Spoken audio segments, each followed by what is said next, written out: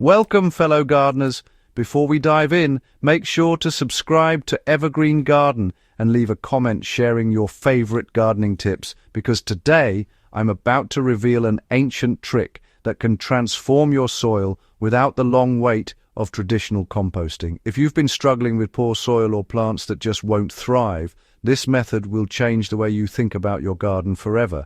I've tested it, seen it in action, and it works beautifully in almost any garden setup. Let's get into it. You can turn fallen leaves into rich, fertile humus without a compost pile. Most gardeners think composting is the only way to build humus, but there's an older, almost forgotten approach that works faster and requires much less labor. Fallen leaves, which you might consider a nuisance in autumn, are actually a goldmine for soil health. When left to their own devices, they slowly decompose on the soil surface, but by applying a few simple techniques, you can speed this up dramatically and turn them into humus that feeds your plants directly. This process enriches the soil, improves structure, retains moisture, and creates a living ecosystem of microbes, fungi, and nutrients. The secret lies in layering leaves with nitrogen-rich materials. Leaves alone are high in carbon but low in nitrogen, which is why they decompose slowly if left untouched. The trick is to combine them with a nitrogen source, creating the perfect balance for microbes to thrive. Gardeners often use grass clippings, vegetable scraps, or even aged manure for this purpose. The ratio I recommend is roughly 3 parts leaves to 1 part nitrogen material. Spread a layer of leaves over the soil, sprinkle your nitrogen source evenly on top, and gently water it. Within a few weeks, the leaves will start breaking down noticeably, especially if you lightly chop or shred them first. This is key because smaller pieces give microbes more surface area to work on, dramatically speeding up decomposition. You can use the leaf layer directly on your beds as a living mulch. Once you've layered leaves with a nitrogen source, you don't have to turn it into a compost pile. Simply let it sit on your garden beds, creating what's called a sheet mulch. This technique not only builds humus beneath the surface, but also protects your soil from erosion, suppresses weeds, and keeps roots cool during hot weather. In practice, I spread a 2 to 3 inch layer of shredded leaves over vegetable beds in early autumn, and sprinkle a handful of blood meal or finely ground manure for each square foot. By spring, the leaves have largely disappeared, leaving rich, dark humus and a garden bed ready to plant without ever having turned a compost heap. You can accelerate decomposition by introducing beneficial microbes. Nature does most of the work, but you can speed it up further by inoculating your leaf layer with beneficial microbes. If you have access to garden soil rich in organic matter, sprinkle a thin layer over your leaves. Alternatively, some gardeners use commercially available microbial inoculants or even a diluted solution of compost tea.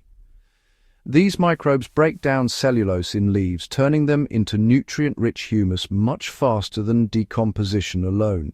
For best results, keep the layer moist but not waterlogged. Think of it as creating a tiny ecosystem where bacteria, fungi, and earthworms all have a buffet laid out for them. You can mix leaves with other organic materials for specific garden needs. One of the most powerful aspects of this technique is its flexibility. For fruit trees, mix leaves with a little wood ash to supply potassium while still feeding the soil.